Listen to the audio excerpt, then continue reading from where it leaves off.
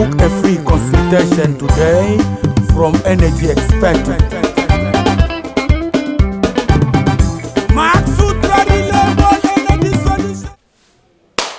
Right, tinokuchingamidza nemufaro. Nhasi tichange tichitaura nezve solar system nerurimi rwaamai. Kuti tinyatsonzwisisa kuti solar yanyatsokurumbira kudai as an alternative means of powering our homes imbori chii. Right, chekutanga ndoda kuti tinzwisise kuti chatiri kuti solar energy energy iri kubva kulight rezuva. Zvatiri kuti iri kubva iri light rezuva handitika kukangobuda zuva makuseni tikangoona light it means kuti energy yatovapo. So nyaya yapo yaye kuti energy yacho toitora sei kuti tiishandise mumba. Right. So kubva kulight kusvika pamumba ndo pane system kana kuti zvinhu zvakati wandei zvinoshanda pamwe chete kuchinja energy iri mulight rezuva kuenda ku energy yatokwanisa kushandisa mumalights edu, mumafiriji edu, mumatv, wifi, kuchajisa mafoni nezvimwe zvakadaro daro, nekupomba mvura. Right. So technology idzi dzekuchinja light kuenda ku energy dziri nepaviri. Kune imwe inoshandisa kuti light rinochinjwa kuenda ku heat, atingatiwo wamunoziva sema solar geyser. Nhasi hatisi kutaura nezve masolar geyser iwayo. Nhasi tiri kutaura nezve light riri kuchinjwa kuenda kumagetsi, electricity. Right. So tinoda chii kuti zvinhu izvozvo zviitike? Zvatinoda ndezve tinoda masolar panel. Masolar panel basa rawo ndorekuchinja, ndo first step yekuchinja light into electrical energy. Right? But inenge isati yakunyatsogona kushandisika nezvinhu zvatajaira kushandisa mumba. Nekuti mumba zvinhu zvedu zvinoshandisa inonzi alternating current.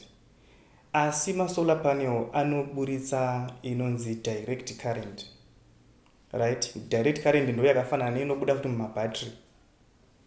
Kumusha paya tichiridza maradio edu tinongosvika kuconnecta positive to negative totoridza radio. Radio idzodzo dzakagadzirwa kuti dzikwanise kushandisa direct current. Asi ndinodayira kuti munoona kuti macolor TV kashoma kuti uwane color TV iri kushandisa battery kuti iite on. Asi black and white ekudhara aisishandisa battery, direct current kutoita on kumba. Ndo watakakura tichishandisa tichitoona. Right. So zuva parinobuda richienda kunonyura rinopfuura nemudenga. Right. Parine richifamba makuseni na 7, 8, 9, 12, 3 zvichiranonyura rinoburitsa light, uwandu hwelight hwakasiyana. Uwandu hwelight hunochinja kubva makuseni kusvika richindonyura hunowanda masikati na 12 midday ndo panonyanya kubuda zuva rakawandisa kudarika imwe nguva yese.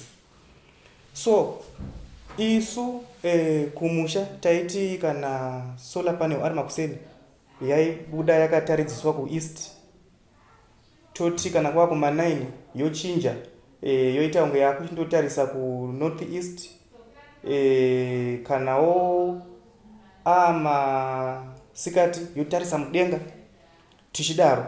Right.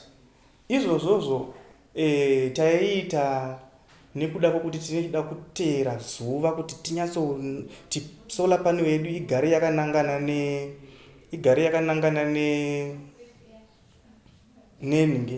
ne light mawiri arinoita. Nekuti kuti tinyatsowana energy yakawanda kubva kuzuva, solar panel inofanira kureceive zuva riya zvakaita sekunge zvakadai 90 degrees. Ndo kuti tinyatsotora moto wakawanda. Saka tinozopota tichichinja.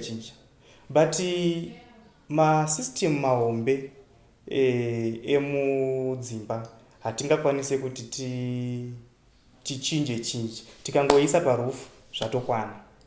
So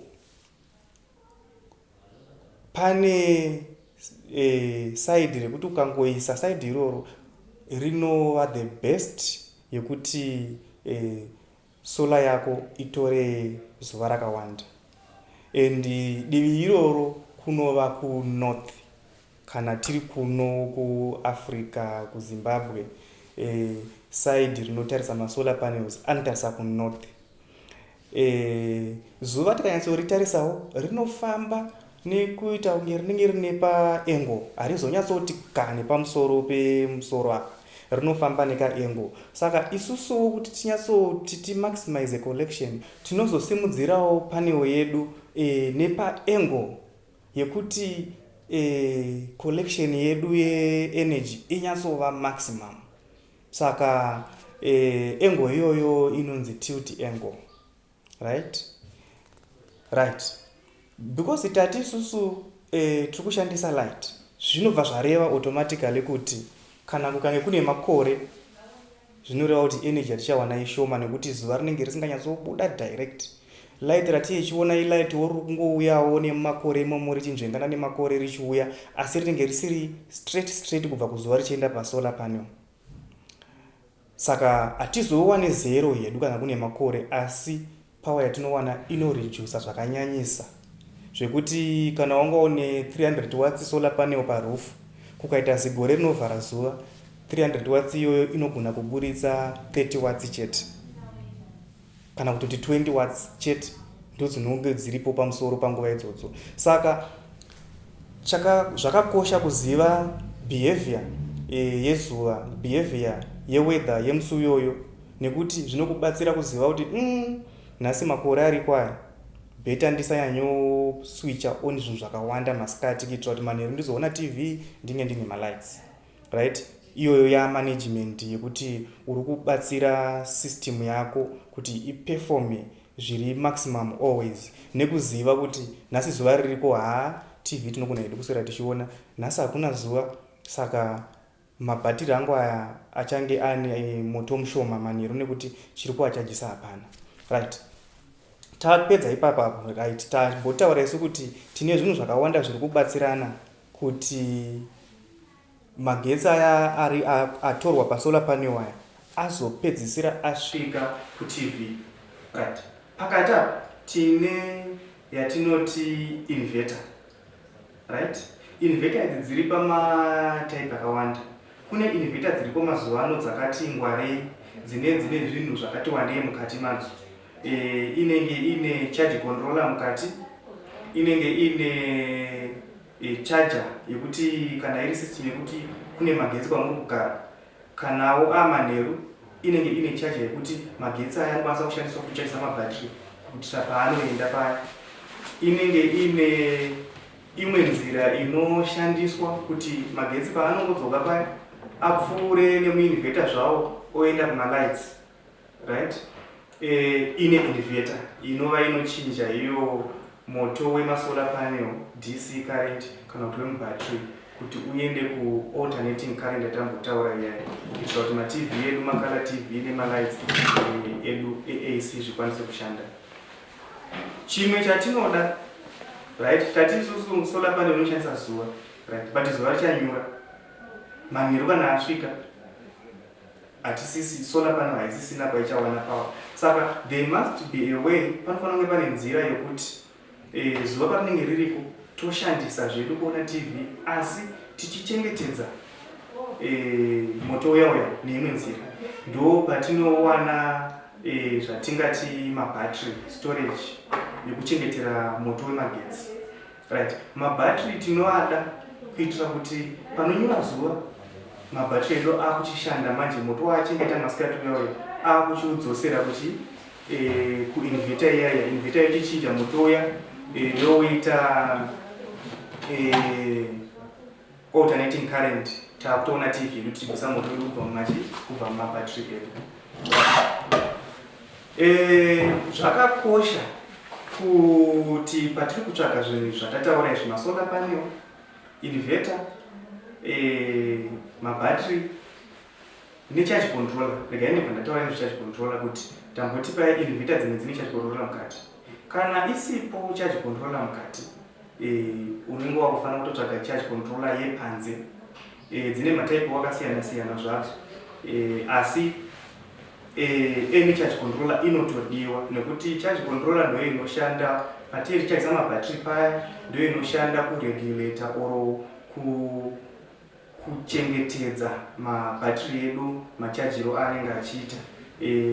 Nekuti ukaishayiwa charge controller, whether iri panze kana kuti iri inverter, ndo paya paunozoona battery rako razvimba kudai, rafuta, yatingati overcharging, rinenge raita kunge ramanikidzwa kutakura moto wakawandisa kudarika warinokwanisa, kana kuti rinenge ramanikidzwa tingatise kuti mukafunga setepi yekuti wavhura, uri kuvhura mvura but woisa kapaipi kumberi kwetepi kasina kunyatsosimba, kanogona kutsemuka nekuda kwepressure iri kubuda mutepi, right? So tinoda kuti battery redu current iri kubva mapanel inge iri yakaenderana inokwanisa kushandiswa nebattery pakuicharger.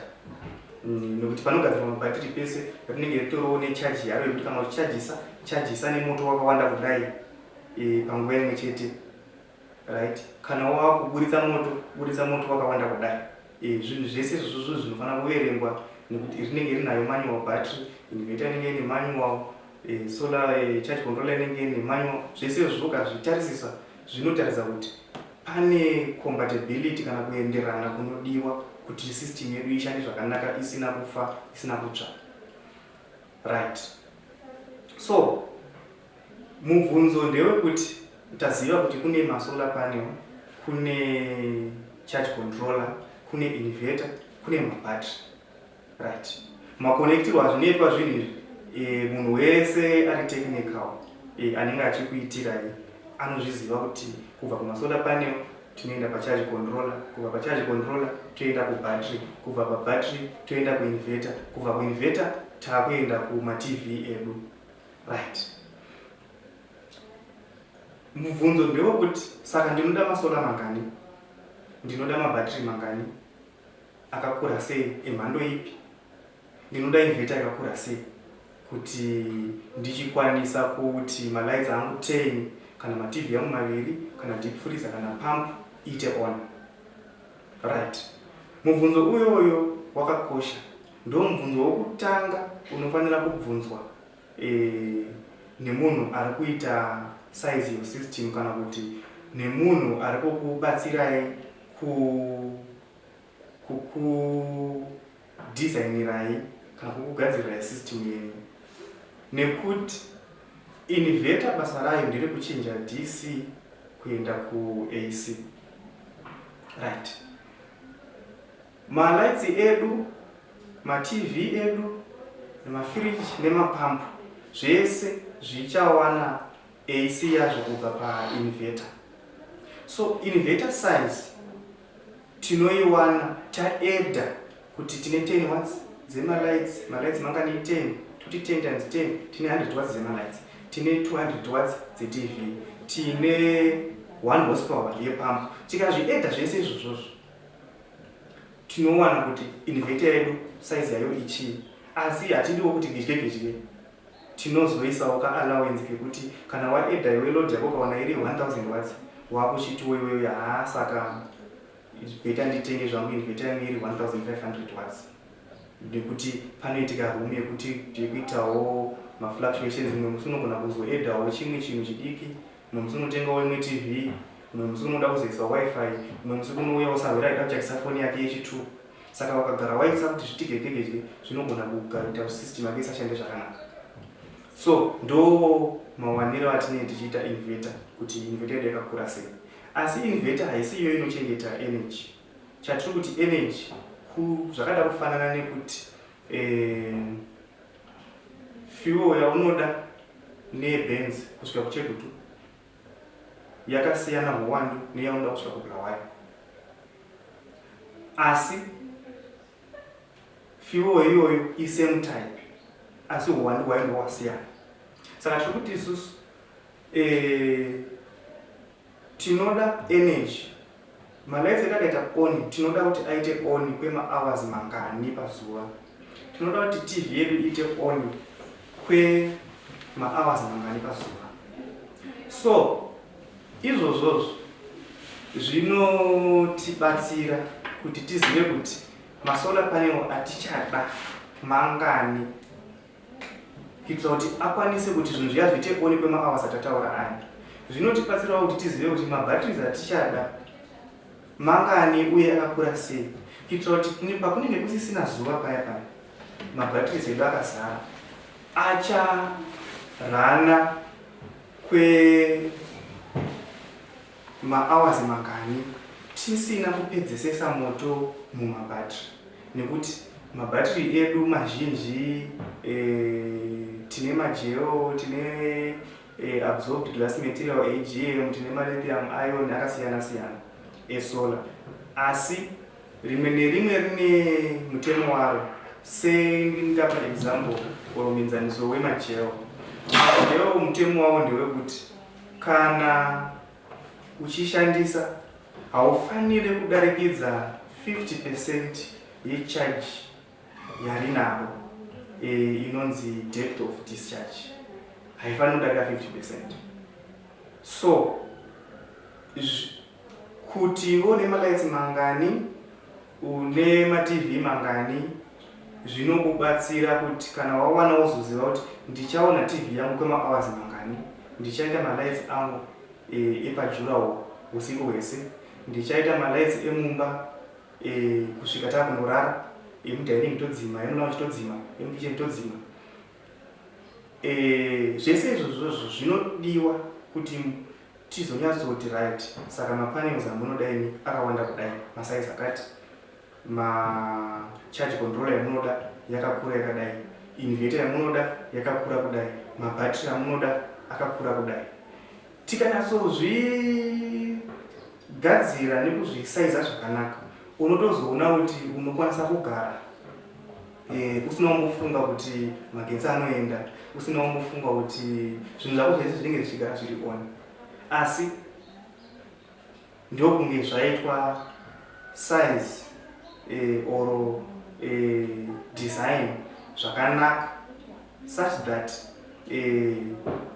hauzoshoterwe nemoto mumabattery or moto wakauzodzimi. Kazhinji kacho a proper design inoshandiswa kuti reliability inge iri 100% or at least more than 90%, hunge wagadzira system yako kuti muwinda muna Juni munomu system yangu inofana kunge ichitipa moto throughout. Ukaona waigadzira ichikwanisa kupa moto throughout muna June, zvinoreva kuti muna October titaure kuno kusouthern hemisphere, nekuti kune moto wakawandisa zuva rinenge riripo throughout, masun pictures anenge akati fuye yakawanda. Right. So izvozvo ndo zvandingati hangu nhasi ndingati ndageneraliza kuti tibatsirane tizive, nekuti tiri kuona kuti kuri kuenda nyika, kuri kuenda technology hakuchadzokeri kumashure, kwatova takananga kusolar. Nyika dzakabudirira dzese world over dziri kukurudzira kuti ngatishandise green energy, solar energy inochengetedza atmosphere, inoita kuti mweya watinofema urambe wakachengetedzeka, unoita kuti global warming yakashatira zvirimwa nemaseasons efarming ichinje. We will be able to predict, we will not cause the changes in climate because of pollution yatinenge tichiwana kubva kumahuni, gasi, coal, marasha nezvimwe zvakadaro. Tiri kukurudzirwa kushandisa solar energy. Saka ruzivo rwesolar energy ngatigare tichirutsvaga kuitira kuti tisazoti haishandi, nekuti ukaishandisawo zvakashata haigari. Unongoti wapedza kushandisa nemanetsero atanga mazuva ano, watenga system yako ye2000 ye3000, wangoiti shandise 3 months mabatteries afa kana kuti inverter yatsva. Zvinoita kuti ufrustrate kuti funga kuti hazvishande, asi make sure kuti wanyatsonzwisisa kuti inoshandiswa sei zvokuti ukainstolerwa ibva waudzwa futi kuti saka ichashanda sei system yacho, nekuti isusu tajaira yeruzesa tinongoona zesa iripo maplug, ukangobayira maplug kana iriko kuti foni yaita on tongobika. Asi kutaura chokwadi chaiko ndiko kuti kuzesa kuya kune vanhu vanoshanda 24/7 vachikugadzirirai system iyoyo kuti inge iripo throughout. Hakurarwi, vanhu vanenge vachishanda, kunoitika mafodzi anoitikawo, asi vanhu vanenge vari vachigadzira vachitarisa kuti izvozvizvi vanhu vamuka vakudzikisa mvura, saka todii kuti system yedu isakanganisike, right? 24/7 vanenge varipo kuzesa vachishanda mumapower stations, mumalines, maintenance, zvinhu zviripo. So iwewo kana waisirwawo system yako, takuisirai system yenyu, tinokurudzira kuti every day munofanira kumboonawo, dzidzirai kuona kuti system yenyu iri health here, voltage iri right here, madisplay akaiswa aya anenge akaisirwa imimi kuti muone kuti hapana chiri abnormal here. Tuma alarm tunenge twakaiswa tinenge twakaisirwa imimi. Every day manage your system well. Chengetedza system yenyu ikushandire kwemakore akawanda, nekuti mabhatiri majewa anofanira kuita 5 years kana akashandiswa zvakanaka, at least.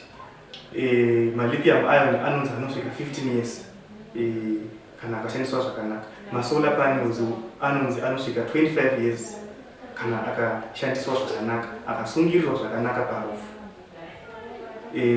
I think zvanhasi tingati isusu zvakwana. Zvandinokurudzira ndezvekuti pazasi pevhidhiyo iyoyi komendai muchibvunza mubvunzo yamungada, mubvunzo wese wamafunga kuda kubvunza nezvesolar system, komendai pasi nemubvunzo. Ini ndichazoverenga mibvunzo yenyu yese, ndozoita imwe vhidhiyo yandiye ndichipindura mibvunzo iyoyo yese, hakuna mubvunzo wandichasiya. Saka imimi chingoonai kana mani pamusiri kunzwisisa. I know kuti masolar systems awandisa izvozvi muZimbabwe akaitolewa. Kana pane pamusiri kunzwisisa system yenyu, just comment with a question, comment with your problem, or even additions dzaningadayi ndasiyirira, comment. Then kana mapedza kudaro kuti tirambewo tichiita subscribe to our channel, so that we see you, so that you see us. Patinoita imwe video unokurumidza kubva waona kuti paitwa imwe video. Tinokutendai zvanhasi, tingati zvakwana. Book a free consultation today from Energy Expert.